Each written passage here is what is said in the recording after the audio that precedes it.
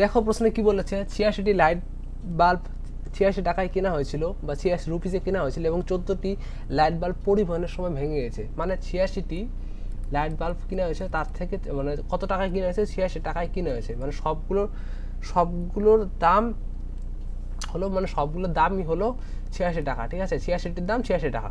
এখন কি বলেছে, তার মধ্যে 14টি লাইট বাল্ব পরিবহনের সময় ভেঙে গেছে। মানে 86 থেকে যখন 14টি আমরা বিয়োগ করব, কত, 6 থেকে 4 বাদ দিলে 2, 8 থেকে 1 বাদ দিলে 7, মানে 72টি থাকে।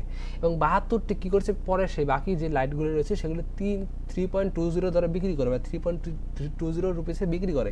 সুতরাং টোটাল কত টাকা তার বিক্রি করে লাভ, বা কত টাকা পেলো বিক্রি করার পর, সেটা আগে বের করতে হবে। ঠিক আছে, বিক্রি করার পর পেলো 3.20 ইন্টু 72।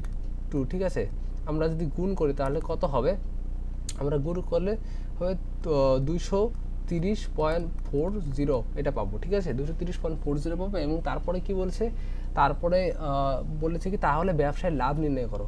দেখো 86 টাকা টোটাল তার 86টার দামই ছিল, তার থেকে ভেঙে গেল।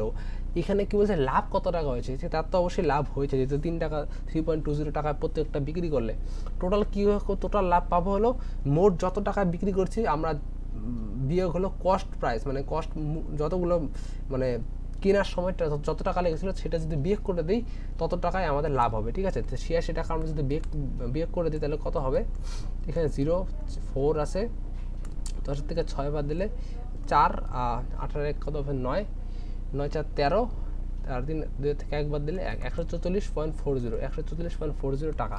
ঠিক আছে, তো আশা করি তোমরা এই প্রশ্নের সলিউশনটি বুঝতে পেরে, এবং অবশ্যই ভিডিওটিকে লাইক করে দিও এবং চ্যানেলটিকে অবশ্যই সাবস্ক্রাইব করে দিও। এবং এরকম আরও সলিউশন আমি করে রেখেছি অনেক ম্যাথের এরকম। ঠিক আছে, তোমরা প্লে লিস্টে গিয়ে দেখতে পাবে চ্যানেলের।